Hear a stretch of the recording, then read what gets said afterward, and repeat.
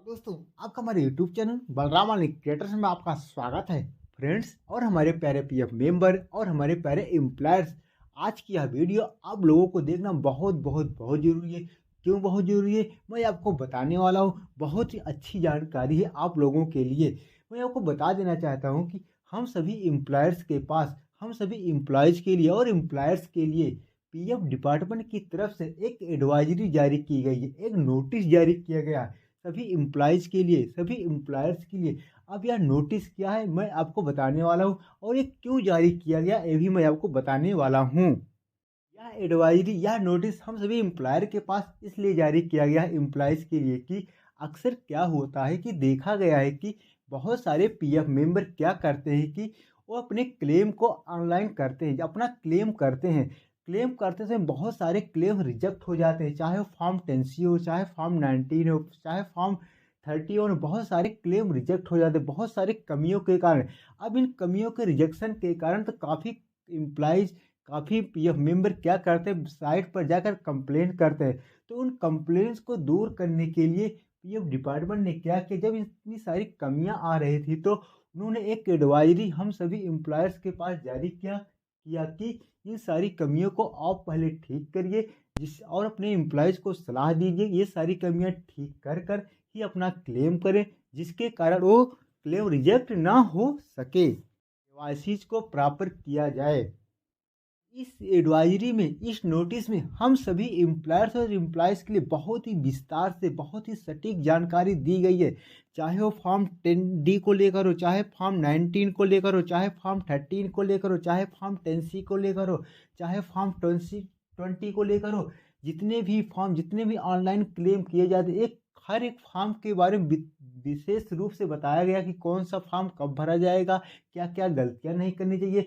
सारी डिटेल एक इस एडवाइजरी में दे दी गई है एम्प्लॉयर्स के लिए और एम्प्लॉयज़ के लिए। इसलिए मैं आप सभी पीएफ मेंबर से एक बार फिर से कहना चाहता हूँ कि इस वीडियो को आप लास्ट तक देखिएगा, क्योंकि लास्ट तक आपको सारी जानकारी आपको मिलेगी। पूरी एडवाइजरी A to Z एकदम क्लियर समझ में आ जाएगी, क्या है हम लोगों को क्या करना चाहिए पीएफ ऑनलाइन करते समय। तो मैं आपको पीएफ डिपार्टमेंट के द्वारा जारी की गई उस मेल को डायरेक्टली दिखाऊं, सारी एडवाइजरी दिखाऊं। मेरा नाम बलराम यादव है। मैं एक कंपनी में IGHR वर्क करता हूं, जहां पर मैं पीएफ, SIC, कंप्लायंसेज और पेरोल से रिलेटेड वर्क करता हूं। और मैं अपने इस चैनल बलराम ऑनलाइन क्रिएटर पर पेरोल से रिलेटेड, पीएफ से रिलेटेड, कंप्लायंसेज से रिलेटेड ऐसी वीडियो लेकर आता रहता हूं। मैंने पीएफ से रिलेटेड बहुत सारी वीडियो बना चुका हूं, जैसे ई नॉमिनेशन कैसे करें, एडवांस पीएफ कैसे निकालें, पुराना पीएफ कैसे निकालें, और दो कंपनियों की पीएफ को एक कंपनी में कैसे मर्ज करें, रिजिग्नेशन कैसे अपडेट करें। ऐसे बहुत सारी वीडियोज़ मैं बना चुका हूँ, जिसका लिंक मैं डिस्क्रिप्शन में दे दूँगा। वहाँ जाकर आप देख सकते हैं, वहाँ जाकर आप देख सकते हैं और अपनी प्रॉब्लम को सॉल्व कर सकते हैं। और मैं आपको बता देना चाहता हूँ, ऐसे ही कंटेंट मैं अपने चैनल पर लेकर आता रहता हूँ। मैं उन लोगों को बता देना चाहता हूँ जो हमारे चैनल पर नए हैं और अभी तक हमारे चैनल को सब्सक्राइब नहीं किया, तो प्लीज़ सब्सक्राइब कर लीजिए, क्योंकि सब्सक्राइब करने का कोई चार्ज नहीं लगता। आपको ऐसे ही कंटेंट हमेशा मिलते रहेंगे, क्योंकि इस चैनल पर अगर पीएफ से रिलेटेड कोई ऐसे कंटेंट, कोई ऐसी अपडेट आता है, नया अपडेट आता है, मैं तुरंत उसे अपने चैनल पर आप लोगों के लिए लेकर आ जाता हूं, जिससे आप लोगों को समझने में, देखने में बहुत आसानी हो सके। तो आप लोगों को अवश्य ही ऐसे इस प्रकार के चैनल को सब्सक्राइब कर लेना चाहिए। तो चलिए मैं आपको वो एडवाइजरी, वो नोटिस दिखाऊं जो पीएफ डिपार्टमेंट द्वारा हम सभी एम्प्लॉयज़ और एम्प्लॉयर्स के लिए जारी किया गया है। मैं आपको दिखाता हूँ, उसका लिंक भी मैं डिस्क्रिप्शन में दे दूंगा, वहाँ जाकर आप एडवाइजरी को देख भी सकते हैं। तो चलिए मैं आपको और एडवाइजरी दिखाता हूँ। मैं आपको अपने कंप्यूटर पर ले चलता हूँ, जहाँ पे आपको मैं दिखाता हूँ। आपको बता देना चाहता हूँ, मैं इस एडवाइजरी और इस नोटिस को मैं हिंदी फॉर्मेट और इंग्लिश फॉर्मेट दोनों में कन्वर्ट करके रखा है। आपको दोनों फॉर्मेट दिखाऊंगा, जिससे आपको आसानी से समझ में आ जा सके। अब मैं आपको पीएफ के द्वारा जारी किया गया उस मेल को दिखाता हूँ। आप देख सकते हैं जिसमें जो हमारे पास मेल आया है, सब्जेक्ट में दिया गया reducing the claim rejection ratio through, मतलब क्लेम रिजेक्शन को कैसे से कैसे कम किया जा सके, किस प्रकार से कम किया जा सके, इसी के रिकॉर्डिंग एम्प्लॉय और एम्प्लॉयज़ के लिए, दोनों के लिए एक एडवाइजरी जारी की गई, जिसमें बहुत सारे ऑप्शंस दिए गए, बहुत सारे फॉर्म्स के बारे में बताए गए जो हमारे फॉर्म्स हैं।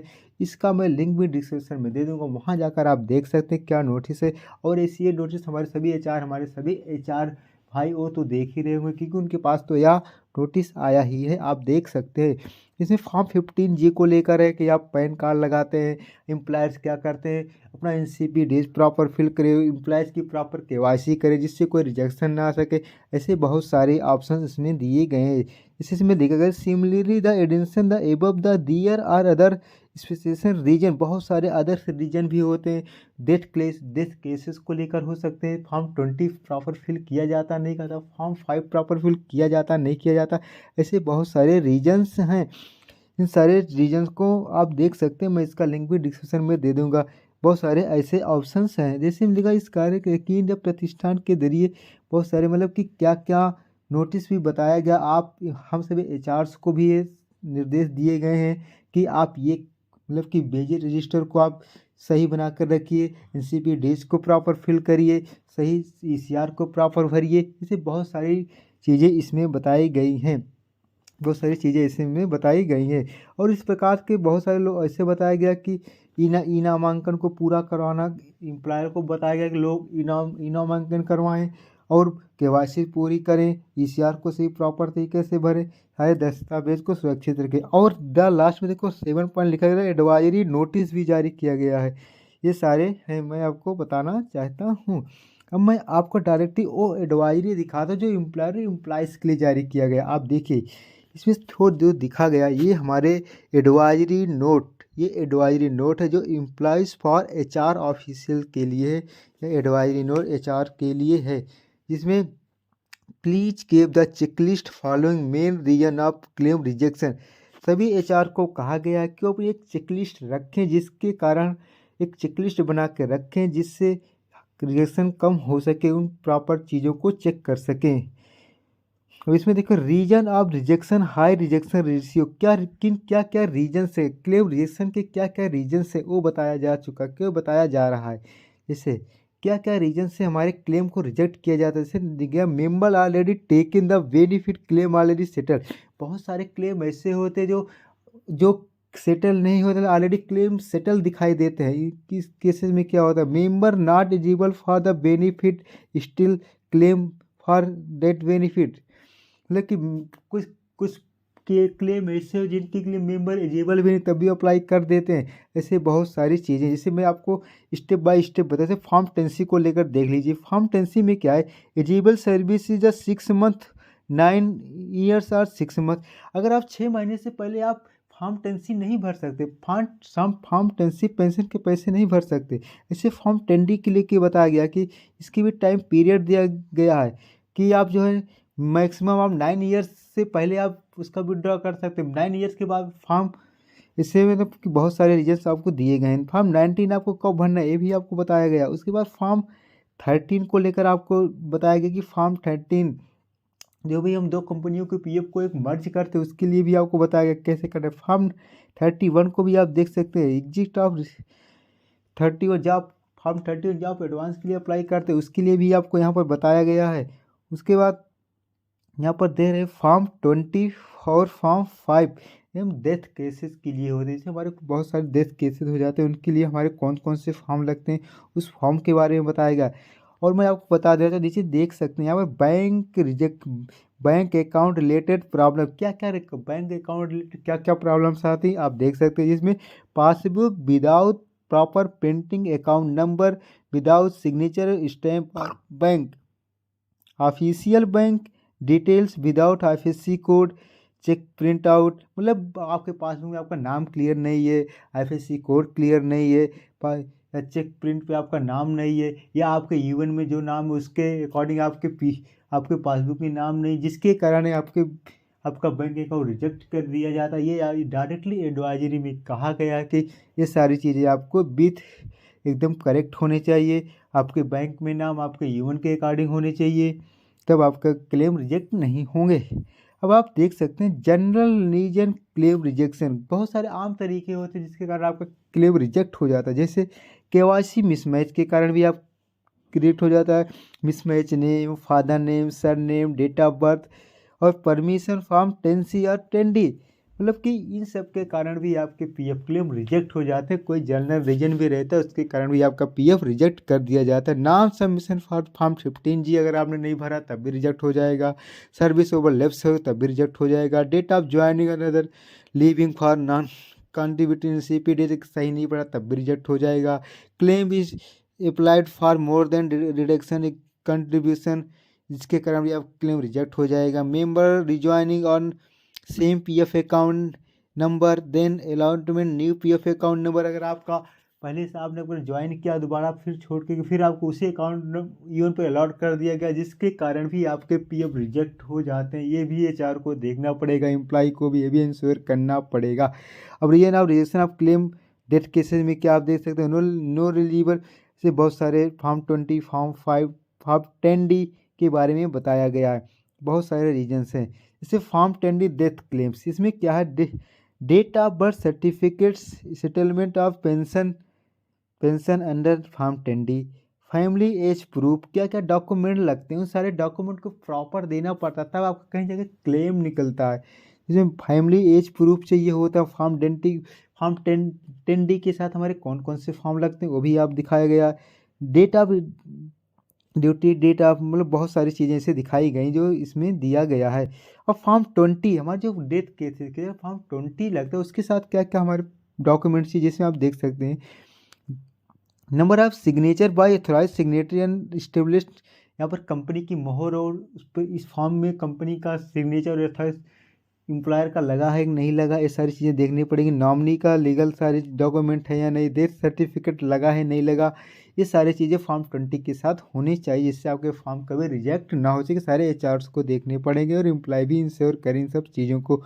अब फॉर्म 5 को आप देखते हैं, काफ़ी आप master roll settlement insurance claim, no signature establish number difficult, इन सारी चीज़ों को आपको देखना पड़ेगा, तब जाके आपका फॉर्म कहीं सिलेक्ट है। हमारे ये तो मैं रहा हमारा इंग्लिश फॉर्मेट।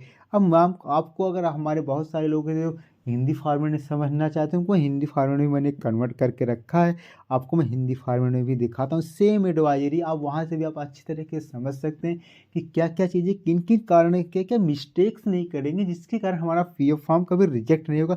ये सारा हमारा हिंदी फॉर्मेट सेम वही हमारा ये हिंदी फॉर्मेट में जो भी सारा कुछ है कि सलाहकार नोट, कर्मचारियों का फॉर्म, फॉर्म 10C 10D 19 31 13, सारे फॉर्म के बारे में यहाँ पर आप प्रॉपर देख सकते हैं। बैक टू बैक करके वीडियोज़ को देख सकते हैं कि क्या एडवाइजरी जारी की, क्या हमारे एम्प्लॉयर्स के लिए, क्या हमारे एम्प्लॉयज़ के लिए, सारा मैंने दिखा दिया। आप देख सकते हैं ये हिंदी फॉर्मेट में है, आप बहुत आसानी से आप देख सकते हैं, आपको आसानी से समझ में आ जाएगा। हमारे सभी एम्प्लॉय बहुत ही आसानी से समझ सकते हैं। अब आप ऐसे अगर प्रॉपर करेंगे तो आपकी KYC, आपका PF क्लेम कभी रिजेक्ट नहीं होने वाला, ना रिजेक्ट होगा। वैसे यहाँ पर बहुत सारी चीज़ें हैं, बहुत सारे जलने तरीके, किसके कारण किस कारण है आपका PF रिजेक्ट होता है, और सारे रीजन्स इसमें दिखाए गए हैं कि आप एक कमियां नहीं करेंगे, गलतियां नहीं करेंगे तो आपका ये PF कभी रिजेक्ट नहीं होने वाला है। तो इस सारे नोटिस को आप आसानी से पढ़ लीजिए। आप देख सकते हैं, बार बार आप देख सकते हैं, आपको समझ में आ जाएगा। बैंक से अक्सर मैंने देखा कि बैंक के अकाउंट काफ़ी लोगों को रिजेक्ट कर दिए जाते हैं। अब क्यों रिजेक्ट किया जाता है आप देखिए ना, इस कारण अगर आप ऐसी गलतियां करोगे तो आपका रिजेक्शन होना ही होना है। इसलिए आप इन सब चीज़ों को ध्यान दीजिए, दोबारा आपकी गलती ना हो सके। बहुत सारे केसेस में ऐसे हैं कि बहुत सारे जिनके डेथ केसेस को लेकर बहुत लोग परेशान रहते हैं, उनको पता नहीं रहता कौन से डॉक्यूमेंट लगना है, कौन सा डॉक्यूमेंट नहीं लगना। तो यहाँ पर सारी चीज़ें दी गई है, आपको यहाँ आंसर पता हो जाएगा कि हमारा कौन सा डॉक्यूमेंट लगेगा, कौन सा नहीं लगेगा, आप आसानी से देख सकते हैं। तो आप इस तरह अगर फॉर्म को अपने सारे क्लेम को भरेंगे, सारी जानकारी के साथ करेंगे तो आपका क्लेम कभी रिजेक्ट होने वाला नहीं है, कभी रिजेक्ट नहीं होगा, और आप आसानी से अपने सारे पैसे का विड्रॉल कर सकते हैं। जैसे मैंने आपको दिखाया, दोनों फॉर्मेट में दिखाया, हिंदी फॉर्मेट और इंग्लिश फॉर्मेट में भी, ये सारे जो भी हमारे PF डिपार्टमेंट की तरफ से सभी HR और एम्प्लॉय के लिए एडवाइजरी जारी की गई थी कि इन कारणों को अगर आप देख कर चलेंगे तो आपका PF कभी रिजेक्ट नहीं होगा, 100% आपका PF रिजेक्ट नहीं होगा। तो इन सब बातों को मुझे उम्मीद है आप इन सब बातों को बहुत ध्यान से देखेंगे और इस पर गौर करेंगे और ऐसे ही अपने सारी कमियों को दूर करेंगे, जिससे आप लोगों का फॉर्म कभी रिजेक्ट ना हो सके।